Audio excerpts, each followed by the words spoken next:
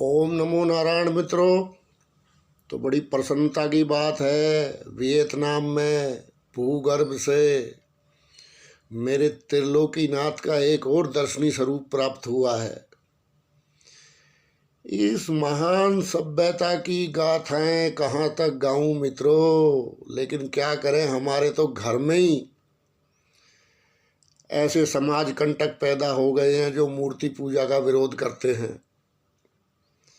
उनके मुंह पे भी तमाचा है ये। असल में हुआ ये कि इंसान की बुद्धि कमज़ोर होती चली गई, वेद बुद्धि में टिक नहीं पाए तो वो भोजपत्रों पे उतारे गए। लेकिन उसकी एक सीमा है, तो इसलिए हमें आज भी आर्यों के निशान, कहीं स्वस्तिक, और भूगर्भ में तो पूरे विश्व में समाया हुआ है। तो हमारे धर्म की, हमारे धर्म से ज़्यादा ये संस्कृति है, ये एक सभ्यता है पूरी। तो इस संस्कृति का जितना गुणगान करो कम है, लेकिन क्या करें, सब कुछ उल्टा काम हो रहा है। क्या दंड कमंडल धारण करके फकीर बनाया जाता है, सन्यासी बनाया जाता है। अभी खाली सन्यासी डंडा घुमा रहा है, कमंडल में उसके में कुछ है ही नहीं। अभी बताओ क्या करोगे। वरना देखो कितनी महान सभ्यता है ये। कहाँ कहाँ तक के लोगों को हमने दर्शन का, शास्त्र का। कहते हैं वियतनाम जब शैव था तो बहुत समृद्ध था। यही मेरे त्रिलोकीनाथ की लीला है। खैर, हमें इसी के साथ जीना होगा, खाली डंडे वाले फकीरों के साथ। अब कलयुग है ना, उनके कमंडल में कुछ नहीं है, और कमंडल में थोड़ा बहुत है तो वो अपने तलवे चाटने वालों के लिए है, आम लोग के लिए कुछ नहीं है। खैर, तो मित्रों, एक ऋण, ये सभ्यता ऋणों पे आधारित है। मैंने एक वीडियो डाल दिया, पब्लिक के दिमाग में आजकल एक ही आदमी घूमता है बस, क्योंकि मीडिया पे इतना प्रचार कर दिया गया। हर व्यक्ति जो पैदा होता है, हम यहाँ किस लिए आए हैं, वो आपको एस्ट्रोलॉजी में भी मिल जाएगा, अध्यात्म में भी मिल जाएगा। इस सभ्यता में कदम कदम पे मिलेगा आपको ऋण। एक सभ्यता कहती है ऋण की दुश्मन है,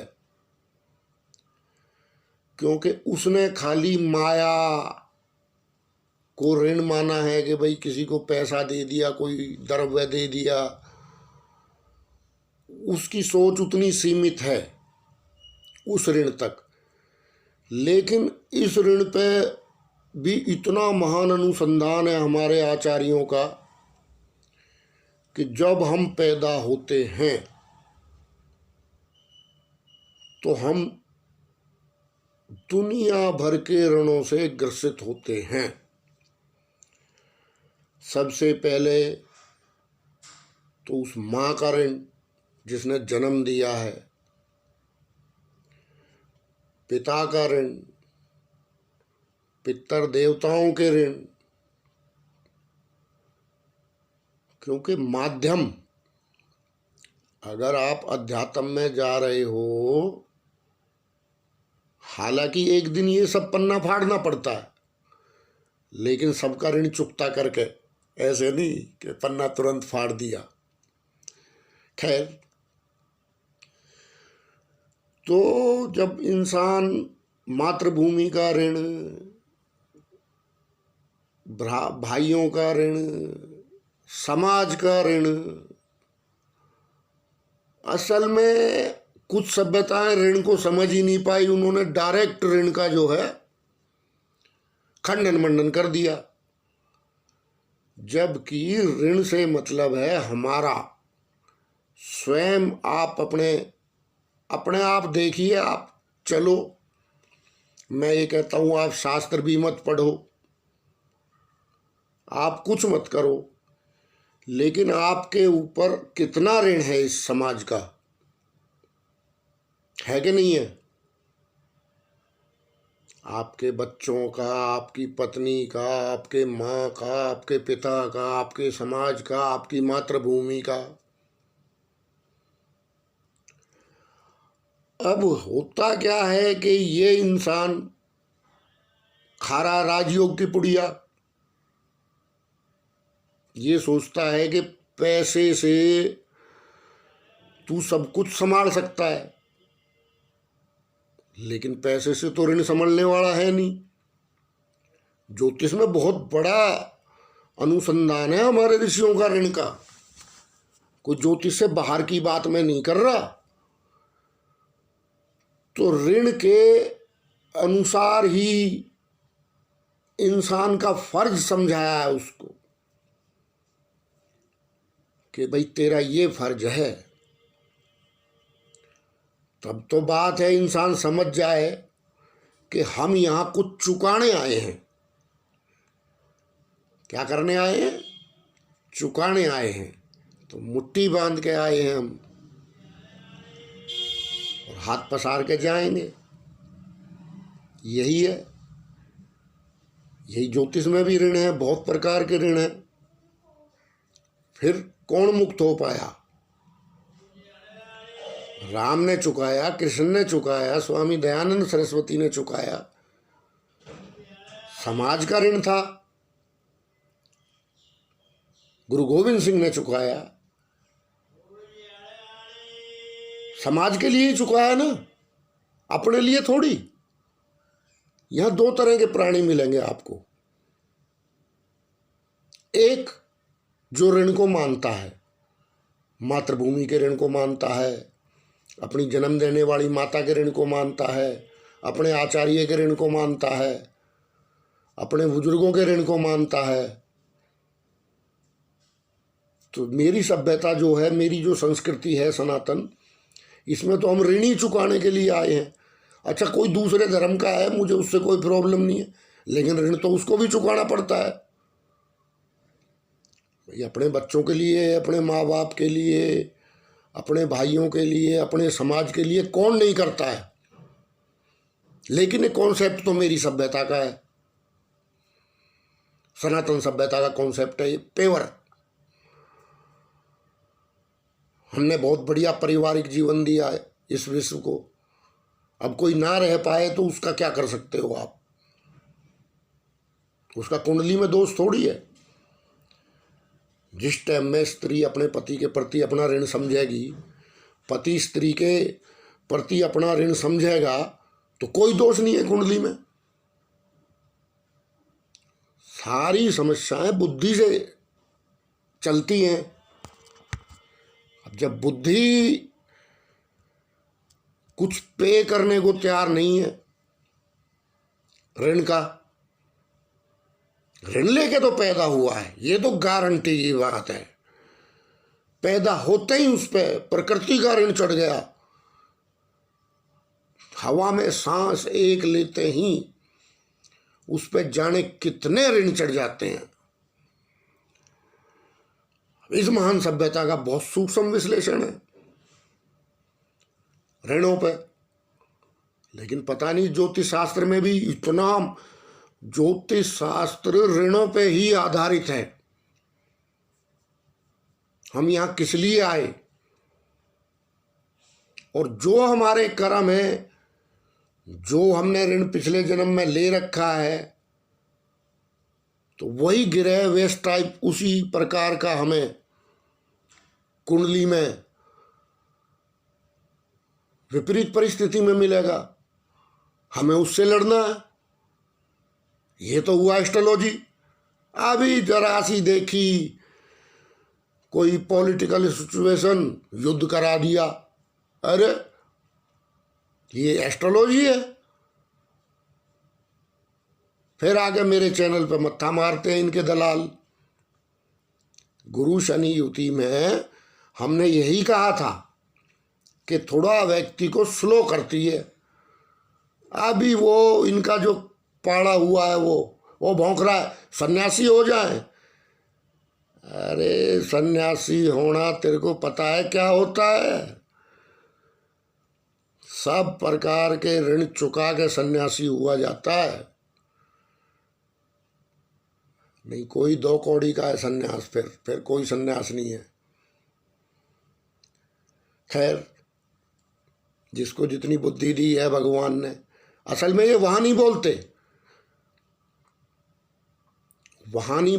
पिछली बार जब 5-7 ग्रहों की युति हुई थी तो वर्ल्ड वार करा दी, दुनिया खत्म करा दी इन लोगों ने। हालांकि मैंने खंडन मंडन छोड़ रखा था, लेकिन क्या करूं भाई, जब इनके पाड़े हुए कुत्ते मेरे चैनल पे आके और मेरी वीडियो के विरुद्ध, हालांकि मैंने कभी नहीं कहा कि सन्यासी हो जाओ, इसके शब्दों से ही पता लग रहा है कि किसी ज्योतिषी का पाड़ा हुआ कुत्ता है। सबके आईटी सेल है ना आजकल। मैंने कभी नहीं कहा सन्यासी हो जाओ, लेकिन ये अपने शब्द मेरे मुंह में डाल रहा है, क्योंकि पाड़ा हुआ कुत्ता वहां नहीं बोलता है। ये पिछले जब 5-7 ग्रहों की युति हुई, दुनिया खत्म करा दी, वर्ल्ड वार करा दी, अब फिर वही कर रहे हैं। जिस टाइम में सारी कूचियां कुछ और पेंट कर रही थी, हमने मंदी की घोषणा करी, हमने निवेश की घोषणा करी। निवेश जिन्होंने किया उनको फायदा हुआ। अब लेकिन क्या करें, 100% तो कोई ठीक नहीं होता। और मैं तो कहता हूं अनुमान शास्त्र है ज्योतिष। एक अकेला ज्योतिषी हूं मैं जो यूट्यूब पे ये कहता हूं कि ज्योतिष अनुमान शास्त्र है। लेकिन मेरा भी अनुमान आपके किसी भी अर्थशास्त्री से, किसी भी राजनीतिज्ञ से और किसी भी क्षेत्र के धुरंधर जो हैं उनके मुकाबले है। 60 से 70% तक ठीक होते हैं, 100% कोई ठीक नहीं होता है। 100% तो भगवान भी ठीक नहीं हुए, बाली को छुप के मारना पड़ा। ठीक है, देश काल परिस्थिति बहुत मायने रखती है। लेकिन ये आकर मेरे चैनल पे, क्योंकि बात ये है कि इनको पता है कि इन्होंने तो बुरा हाल कर रखा है, जबकि मैं कह रहा हूं देश तरक्की करेगा, देश आगे बढ़ेगा, इकोनॉमी आगे बढ़ेगी। बेचैनी का कुछ नहीं है। शनि की 5 साल की यात्रा है। मुझे एक एक सेक्टर का पता है, एक एक इंच का पता है, मेरी स्टडी है उस पर। और मैं दावे से कह रहा हूं, हो सकता है मैं 100% ठीक ना हूं, 50 से 60% तो मैं ठीक होऊंगा। और मैं यही दावा करता हूं। मैंने कभी ये नहीं कहा कि मैं भगवान का भाई हूं। मैंने हमेशा ये कहा है, भाई आप मुझे गुरुजी भी मत कहिए, मैं आप जैसा साधारण इंसान हूं। फिर भी मेरे चैनल पे आके इन लोगों को भौंकना है। मैंने कभी ये नहीं कहा कि भाई आप मेरे को सब्सक्राइब करो, मेरे को लाइक करो, मेरे को शेयर करो। और मेरी बात किसी गूढ़ समझने वाले तक पहुंचे, बस। बेफालतू के लोगों को मैंने अपनी बात क्यों सुनानी है? अगर व्यक्ति गंभीर है और वो मानता है अपनी गलती, अपने ऋणों को मानता है, और वो तो वैसे भी करना पड़ेगा, गृह करवा देगा। तेरे ना मानने से क्या होगा? आप मानो ना मानो, स्थितियां बहुत तेजी से बदलती हैं। तो अगर उस ऋण को मान के, पहले आपका अपना ऋण है, लोगों को तो अपने शरीर का ऋण नहीं पता, अपने शरीर के साथ इतने अत्याचार करते हैं। जो जो ना खाने की चीज़ है वो खाएंगे, जो ना पीने की चीज़ है वो पिएंगे, जो ना देखने की चीज़ है वो देखेंगे। अपने साथ ही अत्याचार करता है। पहले तो अपने शरीर को साध, बाकी ऋण कैसे साधेगा तू? मानसिक शारीरिक क्षमता अगर नहीं है तो कौन सी एस्ट्रोलॉजी है और कौन सा एस्ट्रोलॉजर है बिना ये क्षमता बढ़ाए जो कल्याण कर देगा? खाली हवा उड़ा रखा, धुआं उड़ा रखा है एस्ट्रोलॉजी का किताब पढ़ पढ़ के। पहले तो आपको अपनी गलती का एहसास होना चाहिए कि हाँ भाई, फिर आपको अपने फर्ज का एहसास होना चाहिए। तो वो कहाँ से शुरू होगा ऋण? आपके शरीर से। उसके लिए ऋषियों ने किया है खान पान, आयुर्वेद, योगाभ्यास, प्रकृति चिकित्सा। इतना है इतने अमीर हैं हम इस मामले में। हम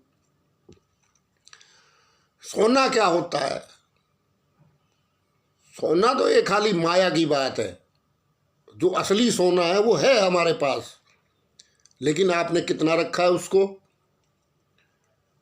तो पहले तो अपने आप को तैयार कीजिए, शारीरिक तौर पे, मानसिक तौर पे, तभी आप दूसरे ऋण चुका पाएंगे। आप तो ऋण लेके पैदा हुए हैं।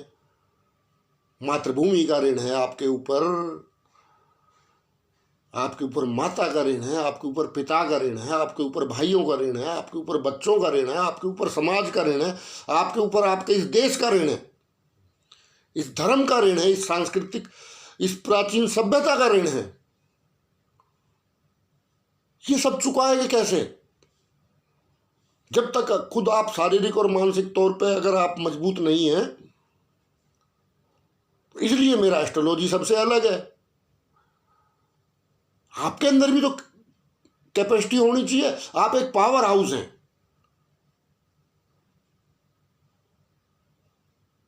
लेकिन आपके अंदर ऊर्जा तो चाहिए ना। उस ऊर्जा को सही दिशा में जाना तो चाहिए ना। अभी ऊर्जाएं बिगड़ी पड़ी हैं। इधर से पंडित जी जाप कर रहे हैं, वो मुर्गा खा रहा है वहां बैठ के।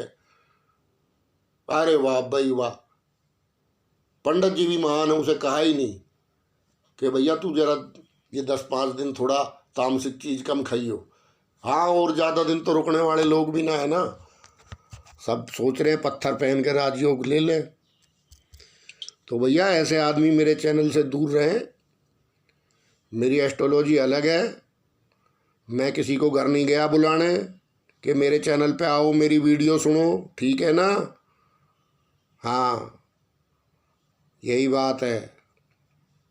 और सन्यास को पिज्जा बर्गर मत समझो। जन्म जन्म की तपस्या के बाद सन्यास मिलता है।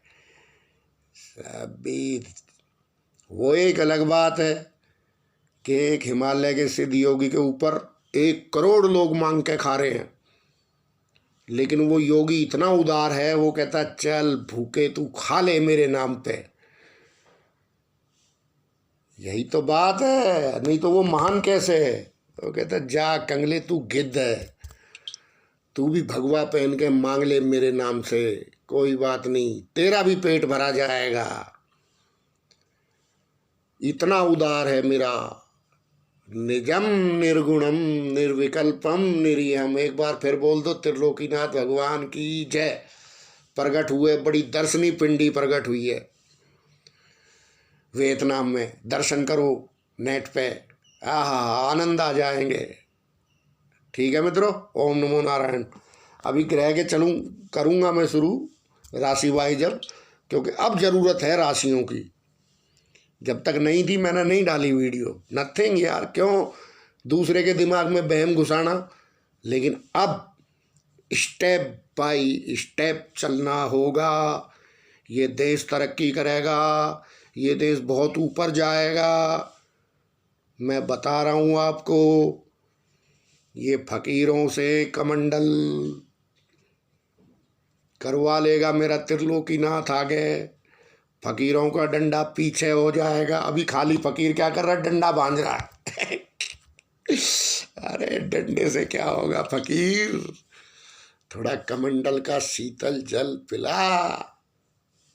तेरे बच्चे हैं सब, तेरी प्रजा हैं सब, तो फिर तेरी जन्म जन्म तक जय जयकार करेंगे क्या? वरना फिर अगला जब राहु आएगा, क्या मैंने दिखाया ना प्रचार 18 साल का, तो जब अगला राहु आएगा तो बहुत सी कॉमेडी फिल्में बनेंगी क्या? बस यही माया है इस राहु की। अभी ये फूफा करवाएगा, अगली परिक्रमा में मजाक उड़वाएगा। ये अब लॉन्ग टर्म के ज्योतिषी भाई, हम 80 किलोमीटर दौड़ने वाली मैराथन खेलते हैं, अपने बस की नहीं है 100 मीटर की फर्राटा। ओम नमो नारायण भाई।